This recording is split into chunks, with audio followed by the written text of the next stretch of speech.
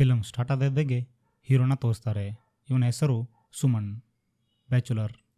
Next ಹೀರೋಯಿನ್ನ ತೋರಿಸ್ತಾರೆ. ಇವಳ ಹೆಸರು ನಿರ್ಮಾಲಿ, ವೃತ್ತಿಪರ ಡಾಕ್ಟರ್. ಇವಳಿಗೆ ಮದುವೆಯಾಗಿ 6 ವರ್ಷದ ಮಗ ಕೂಡ ಇದ್ದಾನೆ. ಇವರಿಬ್ಬರಿಗೂ ಇನ್ನೂ ಪರಿಚಯ ಇರಲ್ಲ. ಎಲ್ಲರ ಲೈಫ್ ಥರನೂ ಇವ್ರ ಲೈಫ್ ಕೂಡ ನಾರ್ಮಲಾಗಿ ನಡೀತಾ ಇರುತ್ತೆ. ನಿರ್ಮಾಲಿ ಹಾಸ್ಪಿಟ್ಲು ಮನೆ ಅಂತ ತುಂಬ ಬ್ಯುಸಿಯಾಗಿ ಇರ್ತಾಳೆ. ಈ ಕಡೆ ಸುಮನ್ ಕೂಡ ಕಾಲೇಜ್ ಫ್ರೆಂಡ್ಸ್ ಅಂತ ತುಂಬ ಆರಾಮಾಗಿರ್ತಾನೆ. ಒಂದಿನ ಇವರು ಕಾಲೇಜ್ ಫ್ರೆಂಡ್ಸ್ ಜೊತೆ ಕ್ಯಾಂಪಿಂಗ್ ಹೋದಾಗ ವೆಜಿಟೇರಿಯನ್ ಫ್ರೆಂಡ್ಗೆ ತುಂಬ ಮಟನ್ ತಿನ್ನಿಸ್ತಾರೆ. ಅದರಿಂದ ಅವನು ಹೊಟ್ಟೆ ಕೆಟ್ಟೋಗುತ್ತೆ.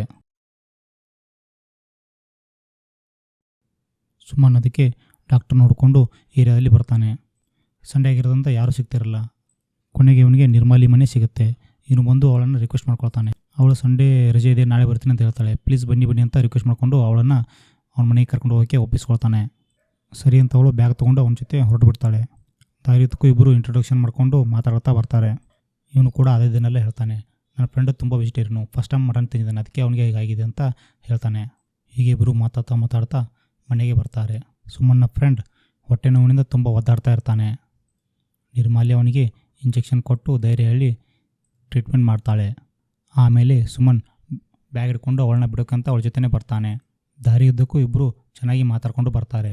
ನಿರ್ಮಾಲಿ ಕೇಳ್ತಾಳೆ, ನೀನು ಮಟನ್ ತಿನ್ನಲಿಲ್ವಾ, ನೀನು ಹೊಟ್ಟೆ ಕೇಳಲಿಲ್ವಾ ಅಂತ ಕೇಳ್ತಾಳೆ.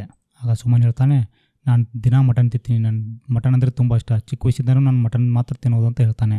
ಹೀಗೆ ಮಾತಾಡ್ತಾ ಅವ್ರ ಮನೆ ಬರುತ್ತೆ. ಆಗ ಸುಮನ್ ಅವಳಿಗೆ ಪೀಸ್ ಅಂತ ಕೇಳ್ತಾನೆ. ಅದಕ್ಕೆ ಅವಳು, ಅದೆಲ್ಲ ಏನು ಬೇಡ, ನಿನ್ನ ಕೈಯಾರೆ ಒಂದು ಸರಿ ಮಟನ್ ಅಡುಗೆ ಮಾಡಿ ನನಗೆ ತಂದು ಕೊಡು ಅಂತ ಹೇಳ್ತಾಳೆ. ಸರಿ ಅಂತ ಇಬ್ಬರು ಸ್ಮೈಲ್ ಮಾಡಿ ಹೋಗ್ತಾರೆ. ಅಷ್ಟೇ, ಇವನಿಗೆ ಅವಳ ಮೇಲೆ ಕ್ರಶ್ ಆಗಿಬಿಡುತ್ತೆ. ರಾತ್ರಿ ಫ್ರೆಂಡ್ ಮುಂದೆ ಎಲ್ಲ ಇವಳು ಅಂದ ಚಂದಾನೇ ಅವನು ಹೊಗಳ್ತಾ ಇರ್ತಾನೆ. ನೆಕ್ಸ್ಟ್ ನಿರ್ಮಾಲಿನ ತೋರಿಸ್ತಾರೆ. ಅವಳು ಶಾಪಿಂಗ್ಗೆ ಹೋದಾಗ ಮಾರ್ಕೆಟ್ನಲ್ಲಿ ಎಲ್ಲ ಐಟಮ್ಸ್ ಬಿಟ್ಟು ಬರೀ ಮಟನ್ ಮಾತ್ರ ಜಾಸ್ತಿ ಗುರಾಸಿರ್ತಾಳೆ. ಅಂದರೆ ನಮ್ಮ ವ್ಯೂವರ್ಸ್ಗೆ ಇಲ್ಲಿ ಗೊತ್ತಾಗುತ್ತೆ ಇವಳಿಗೂ ಮಟನ್ ಅಂದರೆ ತುಂಬ ಇಷ್ಟ ಅಂತ. ಮಟನ್ ಮೇಲೆ ಇವಳಿಗೂ ತುಂಬ ವ್ಯಾಮೋಹ ಇರುತ್ತೆ. ನೆಕ್ಸ್ಟ್ ಮಾರನೇ ದಿನವೇ ಸುಮನ್ ಒಂದು ಮಲ ಹಿಡಿದು ಬಡ್ದು ಅದನ್ನು ಕೊಂದು ಅದರ ಅಡುಗೆ ಮಾಡಿಕೊಂಡು ಅವಳಿಗೆ ಕೊಡೋಕ್ಕಂತ ಹಾಸ್ಪಿಟ್ಲಿಗೆ ಹೋಗ್ತಾನೆ. ಅವಳು ಆಪರೇಷನ್ ಮುಗಿಸ್ಕೊಂಡು ಬರ್ತಾಳೆ. ಅವಳು ಒಳಗೆ ಕರ್ಕೊಂಡು ಹೋಗಿ ಇಬ್ಬರು ಅಪೋಸಿಟ್ ಕೂತು ನಗ್ತಾ ಮಾತಾಡ್ತಾ ಸ್ಮೈಲ್ ಮಾಡಿಕೊಂಡು ಮೊಲದ ಅಡುಗೆನ ತಿಂತಾರೆ. ಇವನು ಹೇಗಿದೆ ಅಂತ ಕೇಳ್ತಾನೆ. ಅವಳು ಸೂಪರ್ ಅಂತ ಹೇಳ್ತಾಳೆ. ಸುಮನ್ನ ಫ್ರೆಂಡ್ಸ್ ಎಲ್ಲ ಒಂದು ಮೀಟ್ ಕಬ್ಲ್ ಅಂತ ಮಾಡಿರ್ತಾರೆ. ಅದರಲ್ಲಿ ವಾರಕ್ಕೊಮ್ಮೆ ಪ್ರತಿಯೊಬ್ಬರು ಯಾವುದಾದ್ರೂ ಒಂದು ಪ್ರಾಣಿನ ಬೇಟೆಯಾಡ್ಕೊಂಡು ಬರಬೇಕು. ಅದನ್ನು ಕೊಂದು ಇವರು ಅಡುಗೆ ಮಾಡಿಕೊಂಡು ತಿಂತಾ ಇರ್ತಾರೆ. ಆ ಮೀಟ್ ಕಬ್ ಬಗ್ಗೆ ನಿರ್ಮಲಿಗೂ ಕೂಡ ಇವನು ಹೇಳ್ತಾನೆ. ಅವಳಿಗೂ ಇವನ ಕೈ ರುಚಿ ತುಂಬ ಇಷ್ಟ ಆಗಿರುತ್ತೆ. ಈ ಊಟದ ನಂತರ ಇಬ್ಬರು ತುಂಬ ಕ್ಲೋಸ್ ಆಗ್ತಾರೆ. ಒಬ್ರಿಗೊಬ್ಬರು ನಂಬರ್ ಎಕ್ಸ್ಚೇಂಜ್ ಕೂಡ ಮಾಡ್ಕೊಳ್ತಾರೆ. ಇದಾದಾಗಿಂದ ಸುಮನ್ ಬರೀ ಅವಳಿಗೊಂಗೆಲ್ಲೇ ಇರ್ತಾನೆ. ಫ್ರೆಂಡ್ಸು ಪಾರ್ಟಿ ಎಲ್ಲಿದ್ದರೂ ಕೂಡ ಬರೀ ಅವಳ ಜೊತೆ ವಾಟ್ಸಪ್ಪಲ್ಲಿ ಚಾಟಿಂಗ್ ಮಾಡೋದು, ಅವಳ ಮೆಸೇಜ್ಗೋಸ್ಕರ ಕಾಯೋದ್ರು, ಬರೀ ಅವಳ ಬಗ್ಗೆನೇ ಥಿಂಕ್ ಮಾಡೋದು ಮಾಡ್ತಾ ಇರ್ತಾನೆ. ಹೀಗೆ 2-3 ದಿನ ಕಳೆದ ಮೇಲೆ ಸುಮನ್ ಅವಳನ್ನು ಊಟಕ್ಕೆ ಡಿನ್ನರ್ಗೆ ಒಂದಿನ ರಿಕ್ವೆಸ್ಟ್ ಮಾಡ್ಕೊಳ್ತಾನೆ. ಇವಳು ಫಸ್ಟಿಗೆ ನಾಟಕ ಮಾಡಿ ಇಲ್ಲಿಲ್ಲ ಅಂತ ಅಂದು ಕೊನೆಗೆ ಸರಿ ಬರ್ತೀನಿ ಅಂತ ಒಪ್ಕೊಳ್ತಾಳೆ. ನೆಕ್ಸ್ಟ್ ಮಾರ್ನಿಂಗ್ ಮಗುನ ಸ್ಕೂಲಿಗೆ ಬಿಟ್ಬಿಟ್ಟು ಇವಳು ಅವನ ಜೊತೆ ಬಂದುಬಿಡ್ತಾಳೆ. ಆದರೆ ಇವಳಿಗೆ ಹೋಟೆಲ್ ಊಟ ಹಿಡಿಸೋದಿಲ್ಲ.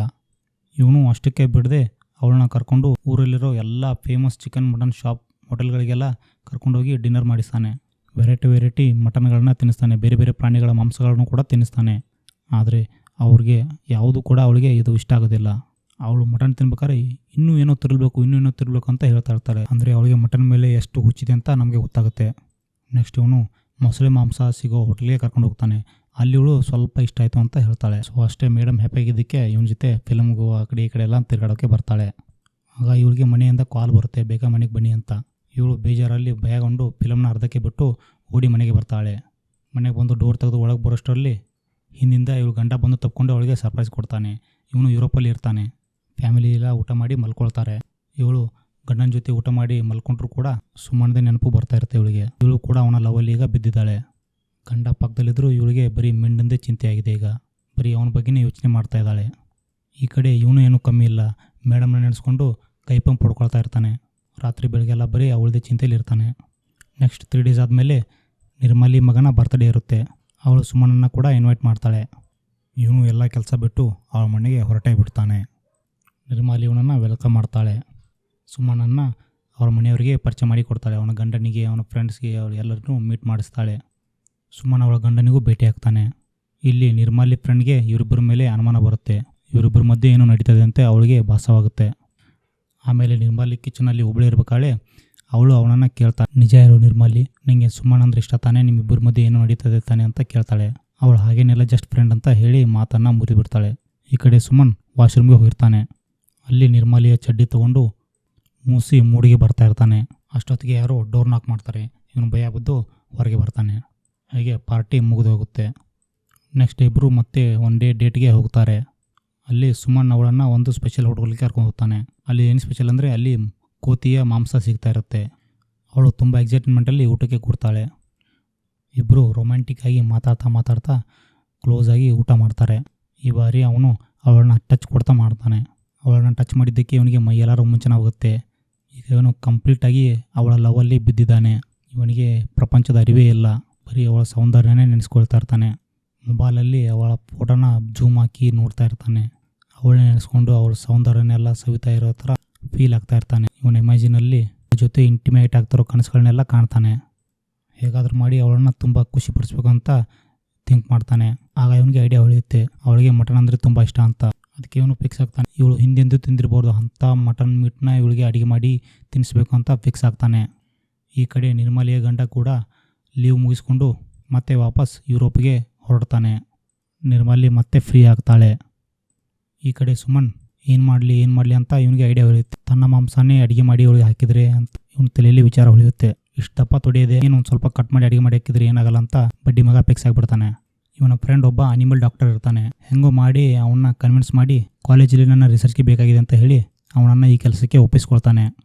ಆ ಬಡ್ಡಿ ಮಗ ಕೂಡ ಜಾಸ್ತಿ ಥಿಂಕ್ ಮಾಡದೆ ಇವನು ಹೇಳಿದ್ದಕ್ಕೆಲ್ಲ ಹ್ಞೂ ಅಂತ ಕತ್ತರಿಸ್ತಾನೆ.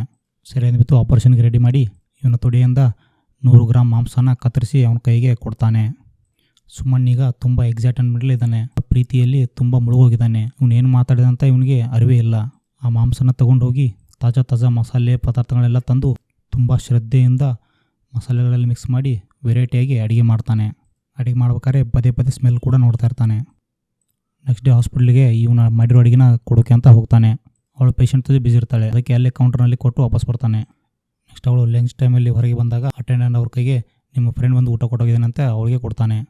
ಇವಳು ಸುಮ್ಮನೆ ಟಿಫನ್ ಬಾಕ್ಸ್ ಕೂರ್ತಿರ್ತಾಳೆ. ಖುಷಿಯಾಗಿ ಏನು ಮಾಂಸ ಮಾಡಿದಾನೋ ಅಂತ ಎಕ್ಸೈಟ್ಮೆಂಟಲ್ಲಿ ತೊಗೊಂಡೋಗಿ ಊಟಕ್ಕೆ ಕೂರ್ತಾಳೆ. ಆ ಮಾಂಸ ಇವಳು ತಿಂತಾ ಇದ್ದಾಗೇನೆ ಇವಳು ಮೈಯಲ್ಲೆಲ್ಲ ರೋಮಾಂಚನ ಆಗುತ್ತೆ. ಇವಳಿಗೆ ಸೆಕ್ಸ್ ಮಾಡಿದಷ್ಟು ಸುಖ ಬರೋಕ್ಕೆ ಆರಂಭಿಸುತ್ತೆ. ಇದರಷ್ಟು ರುಚಿ ಮಾಂಸ ಬೇರೆ ಯಾವುದಿಲ್ಲ ಅಂತ ಇವಳಿಗೆ ಅನಿಸುತ್ತೆ. ಈ ಮಾಂಸಕ್ಕೆ ಅವಳು ಕ್ಲೀನ್ ಬೋಲ್ಡ್ ಆಗಿಬಿಡ್ತಾಳೆ. ನೆಕ್ಸ್ಟ್ ಡೇ ಹೀರೋನ ಮೀಟಿಂಗ್ಗೆ ಕರೀತಾಳೆ. ನೆಕ್ಸ್ಟ್ ಡೇ ಮೇಡಮು ಫುಲ್ಲು ಮದುವೆ ಹುಡುಗಿ ಥರ ರೆಡಿಯಾಗಿಬಿಟ್ಟು ಸುಮನ್ ಜೊತೆ ಡೇಟಿಂಗ್ಗೆ ಹೋಗ್ತಾಳೆ. ಅವಳು ಆ ಮಟನ್ ತಿಂದಾಗ ಆಗಿರೋ ಎಕ್ಸ್ಪೀರಿಯನ್ಸ್ನೆಲ್ಲ ಅವನಿಗೆ ಹೇಳ್ತಾಳೆ. ಇಂಥ ಮಾಂಸನ ನಾನು ಜೀವನದಲ್ಲಿ ತಿಂದಿಲ್ಲ, ಇದು ವ್ಯಾಪಾರ ಮಾಡಿದೆ ಅಂತ ಹೇಳುವಂತ ಅವನಿಗೆ ರಿಕ್ವೆಸ್ಟ್ ಮಾಡ್ತಾಳೆ. ಅವನು ಒಂದೇ ಮಾತಿಗೆ ಹೇಳೋದಿಲ್ಲ. ಪ್ಲೀಸ್ ಕಣೋ ಹೇಳು, ಯಾವ ಪ್ರಾಣಿದು ಮಾಡಿದ್ದೆ ಅಂತ ಇವಳು ಮತ್ತೆ ರಿಕ್ವೆಸ್ಟ್ ಮಾಡ್ತಾಳೆ. ಆಗ ಇವನು ಹೇಳ್ತಾನೆ, ಅಯ್ಯೋ ಅದು ನಂದೇ ಮಾಂಸ ಕಣೆ, ನನ್ನ ತೊಡೆಯಿಂದ 100 ಗ್ರಾಮ್ ಕಟ್ ಮಾಡಿ ನಾನೇ ಅಡುಗೆ ಮಾಡಿದ್ದೆ, ನಿಮ್ಗೆ ತುಂಬ ಇಷ್ಟ ಆಯ್ತಾ ಅಂತ ಹೇಳ್ತಾನೆ. ಅದನ್ನು ಕೇಳಿ ಇವಳಿಗೂ ಸಿಡ್ಲು ಬಿಡಿದಾಗುತ್ತೆ. ತಕ್ಷಣ ಇವಳು ಅಲ್ಲಿಂದ ಎದ್ದು ಹೊರಗೆ ಬರ್ತಾಳೆ. ಇವಳಿಗೆ ತುಂಬ ಅಸಹ್ಯ ಅನಿಸ್ತಾ ಇದೆ. ಪಕ್ಕ ವಾಮಿಟ್ ಮಾಡೋಕ್ಕೆ ಟ್ರೈ ಮಾಡ್ತಾ ಇದ್ದಾಳೆ, ಆದರೆ ಆಗ್ತಾ ಇಲ್ಲ.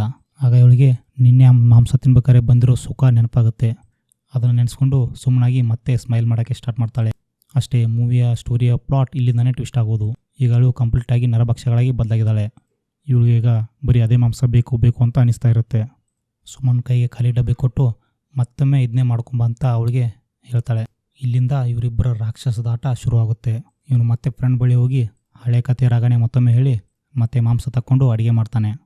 ಅದನ್ನು ಅವಳಿಗೆ ತಂದು ಕೊಡೋದು, ಅವಳು ತಿನ್ನೋದು, ಸ್ಮೈಲ್ ಮಾಡೋದು. ಈ ಬಡ್ಡಿ ಮಗ ಮತ್ತೆ ಅವನ ಹತ್ರ ಹೋಗೋದು, ಅವನ ಕೈಕಾಲು ಹಿಡಿದವನ್ನ ಒಪ್ಪಿಸ್ಕೊಳ್ಳೋದು, ಮತ್ತೆ 100 ಗ್ರಾಮ್ ಮಾಂಸ ತಗೊಳ್ಳೋದು, ಮತ್ತೆ ಅಡುಗೆ ಮಾಡಿ ಅವಳಿಗೆ ತಿನ್ನೋಕೆ ಕೊಡೋದು. ಹೀಗೆ 3 ದಿನಕ್ಕೊಮ್ಮೆ ಮಾಂಸ ತೆಗೆದು ಅವಳಿಗೆ ತಿನ್ನಿಸ್ತಾನೆ ಇರ್ತಾನೆ. ಈಗ ಅವಳು ಮನುಷ್ಯರ ಮಾಂಸಕ್ಕೆ ಕಂಪ್ಲೀಟಾಗಿ ಅಡಿಕ್ಟ್ ಆಗಿದ್ದಾಳೆ. ಜೊತೆಗೆ ಇವನನ್ನು ಅವಳು ತುಂಬ ಲವ್ ಕೂಡ ಮಾಡೋಕ್ಕೆ ಪ್ರಾರಂಭಿಸಿದ್ದಾಳೆ. ಅವನ ಪ್ರೀತಿಗೆ ಪ್ರತ್ಯುತ್ತರವಾಗಿ ಇವಳು ಕೂಡ ನೆಕ್ಸ್ಟ್ ಡೇ ತನ್ನ ಕಾಲಿಂದ ಮಾಂಸ ತೆಗೆದು ಸ್ಪೆಷಲ್ಲಾಗಿ ಅಡುಗೆ ಮಾಡಿಕೊಂಡು ಅವನಿಗೆ ಕೊಡೋಕೆ ಅಂತ ಹೋಗ್ತಾಳೆ. ಒಂದು ಡೇಟ್ಗೆ ಫಿಕ್ಸ್ ಮಾಡ್ತಾಳೆ. ಇಬ್ಬರು ಪಾರ್ಕಲ್ಲಿ ಕೂರ್ತಾರೆ. ಇವಳು ತಾನು ಮಾಡಿರೋ ಅಡುಗೆನ ಅವನಿಗೆ ಕೊಡ್ತಾಳೆ ತಿನ್ನೋಕ್ಕೆ ಅಂತ. ಆ ಅಡುಗೆ ಅಷ್ಟೇನು ರುಚಿಯಾಗಿರೋಲ್ಲ, ಆದರೂ ಕೂಡ ಅವನು ಸುಮ್ಮನೆ ಓಕೆ ಪರವಾಗಿಲ್ಲ ಅಂತ ಹೇಳ್ತಾನೆ. ಇವಳು ಕೇಳ್ತಾಳೆ, ಯಾವ ಮಾಂಸ ಅಂತ ಗೊತ್ತಾ ಅಂತ ಹೇಳ್ತಾಳೆ. ಅವನು ಇಲ್ಲ, ಯಾವ್ದು ಮಾಡಿದೆ ನಂಗೆ ಗೊತ್ತಾಗಲಿಲ್ಲ ಅಂತ ಹೇಳ್ತಾನೆ. ಆಗ ಅವಳು ಸ್ಮೈಲ್ ಮಾಡ್ತಾ ಕೈ ಕೆಳಗೆ ಹಾಕಿ ತನ್ನ ಸೀರೆ ಎತ್ತಿ ತನ್ನ ಕಾಲು ತೋರಿಸ್ತಾಳೆ. ಇಲ್ಲಿಂದ ಮಾಂಸ ತೆಗೆದು ನಾನು ಮಾಡ್ಕೊಂಡ್ಬಂದೆ ಅಂತ ಹೇಳ್ತಾಳೆ. ಅಷ್ಟಂದಿದ್ದ ತಡ ಇವನಿಗೆ ವಾಮಿಟ್ ಬಾಯಿಗೆ ಬಂದುಬಿಡುತ್ತೆ. ಇವನು ಫಸ್ಟ್ ಟೈಮ್ ತಿಂತಾ ಇರ್ತಾನೆ. ಅದಕ್ಕೆ ಓಡೋಗ್ಬಿಟ್ಟು ವಾಮಿಟ್ ಮಾಡ್ಕೊಂಡ್ಬಿಡ್ತಾನೆ. ಇವಳಿಗೆ ಸ್ವಲ್ಪ ಕೋಪ ಬರುತ್ತೆ. ಬಡ್ಡಿ ಮಗ, ನನ್ನ ಮಾಂಸ ಏನು ಇಷ್ಟೊಂದು ಕೆಟ್ಟದಾಗಿದೆ ಅಂತ ಅನ್ಕೊಳ್ತಾಳೆ. ಆಮೇಲೆ ಇಬ್ಬರು ಮನೆಗೆ ಹೊಟ್ಟೋಗ್ತಾರೆ. ಇನ್ನು ಮುಂದೆ ಇವಳಿಗೆ ಊಟದ ಮೇಲೆ ಆಸೆನೇ ಹೊಟ್ಟೋಗುತ್ತೆ. ಬರೀ ಮಾಂಸನೇ ಬೇಕು ಅಂತ ಇವ್ರ ಮನಸ್ಸು ಕೇಳ್ತಾ ಇರುತ್ತೆ. ಇವಳಿಗೆ KFC ಬರ್ಗರು ಏನು ತಿಂದರೂ ಹೊಟ್ಟೆಗೆ ಇಷ್ಟನೇ ಆಗ್ತಾರಲ್ಲ. ಫ್ರೆಂಡ್ಸ್ ಜೊತೆ ಪಾರ್ಟಿಗೆ ಹೋದ್ರು, ಎಲ್ಲಿ ಹೋದ್ರು ಯಾವ ಅಡುಗೆನೂ ಇವಳಿಗೆ ಇಷ್ಟನೇ ಆಗೋದಿಲ್ಲ. ಇವಳ ಮನಸ್ಸು ಬರೀ ಅವನ ಮಾಂಸನೇ ಬಿಡ್ತಾ ಇರುತ್ತೆ. ಇವಳು ರೊಮ್ಯಾಂಟಿಕ್ಕಾಗಿ ಅವನಿಗೆ ಮತ್ತೆ ಮೆಸೇಜ್ ಹಾಕ್ತಾಳೆ. ಅವ್ನು ಮತ್ತೆ ಫ್ರೆಂಡ್ ಹತ್ರ ಹೋಗಿ ಮತ್ತೆ ಮಾಂಸ ತಕ್ಕೊಂಡು ಅಡುಗೆ ಮಾಡಿ ಇವಳು ಹಾಸ್ಪಿಟ್ಲಲ್ಲಿ ತಂದು ಇಡ್ತಾನೆ. ಇವಳು ಮತ್ತೆ ಮಾಂಸ ತಿಂತಾಳೆ. ಈಗ ವಿಡಿಯೋಸ್ನಲ್ಲಿ ನಮಗೆ ತೋರಿಸ್ತಾರೆ ಇವಳು ಕಂಪ್ಲೀಟಾಗಿ ನರಭಕ್ಷಕಳಾಗಿದ್ದಾಳೆ ಅಂತ.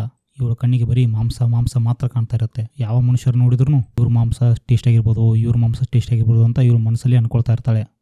ಈ ಕಡೆ ಅಣ್ಣಂದು ತೊಡೆ ಮಾಂಸ ತೆಗೆದು ಸಣ್ಣ ಕಡ್ಡಿಯಾಗಿ ಹೋಗ್ಬಿಟ್ಟಿರುತ್ತೆ. ಚಿಕ್ಕ ಮಕ್ಕಳು ಬಂದು ತಳೆದ್ರೂ ಅಣ್ಣ ಬಿದ್ದೋಗ್ಬಿಡ್ತಾಯಿರ್ತಾನೆ, ಅಷ್ಟು ಕೊಳಕಾಗಿಟ್ಟಿರ್ತಾನೆ.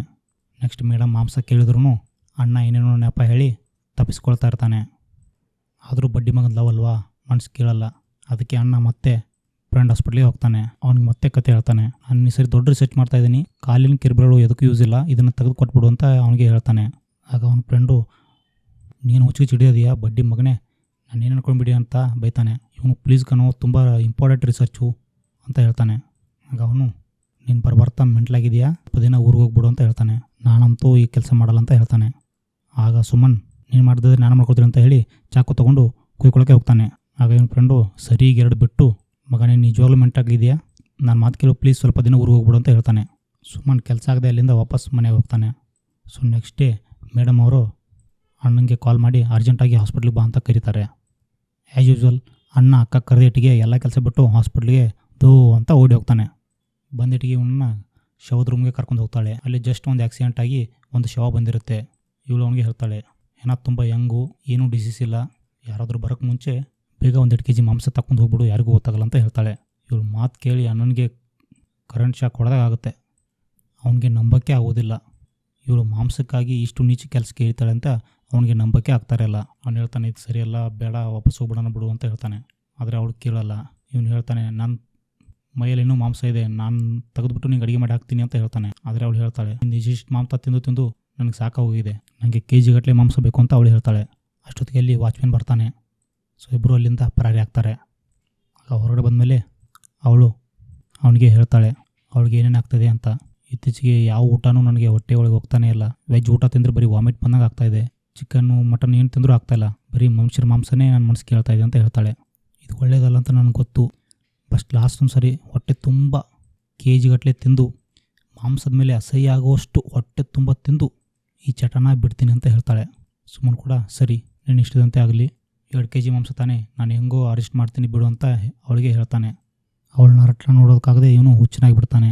ಇವನಿಗೆ ಮೈ ಮೇಲೆ ಅರಿವೇ ಇಲ್ದಂಗೆ ಮಚ್ಚಂಗಡಿಲಿ ಹೋಗಿ ಒಂದು ಮಚ್ಚ ತೊಗೊಂಡು ಯಾರನ್ನ ಕಡಿಲಿ ಯಾರನ್ನ ಬಿಡಲಿ ಅಂತ ಮನುಷ್ಯರನ್ನ ನೋಡೋಕ್ಕೆ ಸ್ಟಾರ್ಟ್ ಮಾಡ್ತಾನೆ. ಬಸ್ ಸ್ಟಾಪಲ್ಲಿ ಕೂತು ಈಸಿಯಾಗಿ ಯಾರು ಸಿಗ್ತಾರೆ ಅಂತ ಹುಡುಕಾಡ್ತಾ ಇರ್ತಾನೆ. ಇವನಿಗೂ ಈಗ ಇವನ ಮೈ ಮೇಲೆ ಅರಿವೇ ಇಲ್ಲ, ಇವನು ಎಂಥ ದೊಡ್ಡ ತಪ್ಪು ಮಾಡೋಕ್ಕೆ ಹೋಗ್ತಾನೆ ಅಂತ ಇವನಿಗೆ ಗೊತ್ತಾಗ್ತಾನೆ ಇಲ್ಲ. ಅಲ್ಲಿಗೆ ಆಟೋ ರಿಕ್ಷಾದವನೊಬ್ಬ ಬರ್ತಾನೆ. ಅವ್ನು ಗಾಡಿ ಎತ್ತಿ ಊರಾಚೆ ಕರ್ಕೊಂಡು ಹೋಗ್ತಾನೆ. ಜನ ಯಾರೂ ಇಲ್ದಿರೋ ಜಾಗದಲ್ಲಿ ಗಾಡಿ ನಿಲ್ಲಿಸು ಅಂತ ಹೇಳ್ತಾನೆ. ಎಷ್ಟಾಯ್ತು ಅಂತ ಕೇಳಿ ದುಡ್ಡು ಕೇಳ್ತಾನೆ. ಅದನ್ನೆತ್ತಕ್ಕೆ ಆಟೋದವನು ಬಗ್ದಾದ ತಕ್ಷಣ ಅವನ ಮೇಲೆ ಮುಗಿಬಿದ್ದು ಅವನ ಕತ್ತನ್ನು ಜೋರಾಗಿ ಇಸಕ್ತಾನೆ. ಅವ್ನು ಸಾಯೋವರೆಗೂ ಅವನ ಕತ್ತನ್ನು ಬಿಡೋದಿಲ್ಲ, ಹಂಗೆ ಚಚ್ಚಿ ಅವನ್ನ ಸಾಯಿಸ್ತಾನೆ. ಸೊ ರೋಡಿಂದ ಅವನ ಬಾಡಿನ ಎಳ್ಕೊಂಡು ಸೈಡ್ ಒಂದು ಕಾಂಪೌಂಡ್ ಪಕ್ಕ ಎಳ್ಕೊಂಡು ಹೋಗ್ತಾನೆ.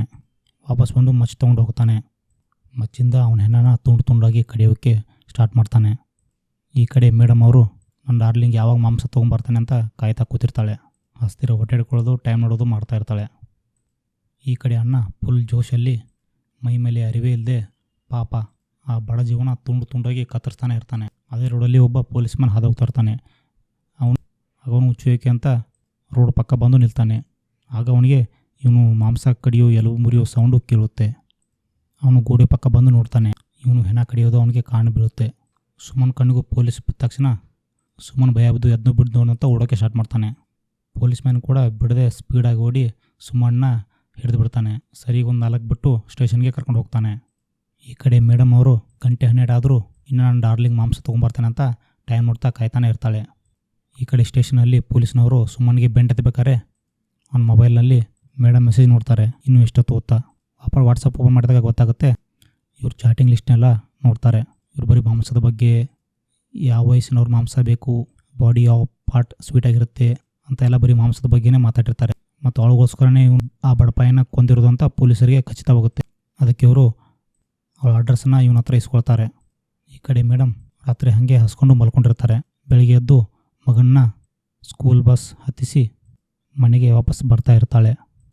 ಅಷ್ಟೊತ್ತಿಗೆ ಪೊಲೀಸ್ನವರು ದಾರಿಯಲ್ಲಿ ಇವಳಿಗೆ ಅಡ್ಡ ಹಾಕಿ ಅವಳಿಗೆ ಅರೆಸ್ಟ್ ವಾರೆಂಟನ್ನು ತೋರಿಸ್ತಾರೆ. ಜೊತೆಗೆ ಮೀಡಿಯಾದವರು ಕೂಡ ಬಂದಿರ್ತಾರೆ. ಇದನ್ನೆಲ್ಲ ಶೂಟ್ ಮಾಡ್ತಾರೆ. ಅವಳನ್ನ ಅರೆಸ್ಟ್ ಮಾಡ್ಕೊಂಡು ಕರ್ಕೊಂಡು ಹೋಗ್ತಾರೆ.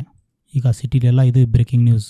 ಮನುಷ್ಯರ ಮಾಂಸವನ್ನೇ ತಿನ್ನುವ ನರಭಕ್ಷಕರು, ಭಗ್ನ ಪ್ರೇಮಿಗಳು ಅಂತ ಎಲ್ಲ ಚಾನಲ್ನವರು ಬ್ರೇಕಿಂಗ್ ನ್ಯೂಸ್ ಹಾಕ್ತಾರೆ. ಈ ನ್ಯೂಸ್ನ ಇವನು ದನದ ಡಾಕ್ಟರ್ ಫ್ರೆಂಡ್ ಕೂಡ ನೋಡ್ತಾನೆ. ತಕ್ಷಣ ಅವನು ಎದ್ದು ಬಿದ್ದು ಅಂತ ಪೊಲೀಸ್ ಸ್ಟೇಷನ್ಗೆ ಬರ್ತಾನೆ. ನ್ಯೂಸ್ ಎಲ್ಲ ಇಂಟರ್ನ್ಯಾಷನಲ್ ಕೂಡ ಸ್ಪ್ರೆಡ್ ಆಗುತ್ತೆ. ಈ ನ್ಯೂಸ್ ನಿರ್ಮಾಲಿ ಗಂಡನಿಗೂ ಕೂಡ ಗೊತ್ತಾಗುತ್ತೆ. ಅವನು ಕೂಡ ತಕ್ಷಣ ಫ್ಲೈಟ್ ಏರಿ ಬರ್ತಾನೆ. ನ್ಯೂಸ್ ತುಂಬ ಸೆನ್ಸಿಟಿವ್ ಆಗಿರೋ ಕಾರಣ ಪೊಲೀಸ್ನವರು ಕೂಡ ತುಂಬ ಕೋಪಗೊಂಡಿರ್ತಾರೆ. ಇವರಿಬ್ಬರನ್ನೂ ಚೆನ್ನಾಗಿ ಬೆಂಡೆತ್ತಿ ಏರೋಪ್ಲೇನ್ ಹತ್ತಿಸ್ತಾರೆ. ನ್ಯೂಸ್ ತುಂಬ ವೈರಲ್ ಆಗಿರೋ ಕಾರಣ ಊರಿನ ಜನ ಕೂಡ ಸ್ಟೇಷನ್ ಮುಂದೆ ಬಂದಿರ್ತಾರೆ ನೋಡೋದಕ್ಕಂತ. ಪೊಲೀಸ್ನವರು ಇವರಿಬ್ಬರಿಗೂ ಮುಖಕ್ಕೆ ಬ್ಲ್ಯಾಕ್ ಹುಡ್ ಹಾಕಿ ಹೊರಗಡೆ ಕರ್ಕೊಂಡು ಹೋಗ್ತಾರೆ. ಜನ ಎಲ್ಲ ಇವರಿಗೆ ಚೀತು ಅಂತ ಇದ್ದರೂ ಕೂಡ ಇವರು ಮಾಡಿರೋದ ಮೇಲೆ ಸ್ವಲ್ಪ ಕೂಡ ಪಶ್ಚಾತ್ತಾಪ ಇರೋದಿಲ್ಲ. ಅಷ್ಟು ಜನರ ಎದುರೇನೆ ಇವರು ಒಬ್ಬರ ಕೈ ಒಬ್ಬರು ಹಿಡಿದು ಅಲ್ಲೇ ರೊಮ್ಯಾನ್ಸ್ ಮಾಡೋಕ್ಕೆ ನಿಲ್ತಾರೆ. ಇಲ್ಲಿಗೆ ಫಿಲಮ್ ಮುಗಿಯುತ್ತೆ. ಈ ಫಿಲ್ಮ್ನ ನೀವು ನೋಡಬೇಕಂದ್ರೆ ಸೋನಿ ಲಿವ್ ಆ್ಯಪ್ನಲ್ಲಿ ಇದೆ. ಹಿಂದಿ ಮತ್ತು ಆಸಾಮಿ ಎರಡೇ ಲ್ಯಾಂಗ್ವೇಜ್ನಲ್ಲಿ ಇದೆ. ಇದು ಆಸಾಮಿ ಮೂವಿ.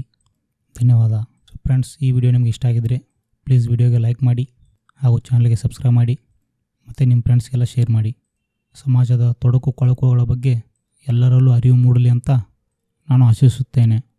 ಮತ್ತೆ ಮುಂದಿನ ವಿಡಿಯೋದಲ್ಲಿ ಸಿಗ್ತೀನಿ. ಅಲ್ಲಿಯವರೆಗೆ ಧನ್ಯವಾದ.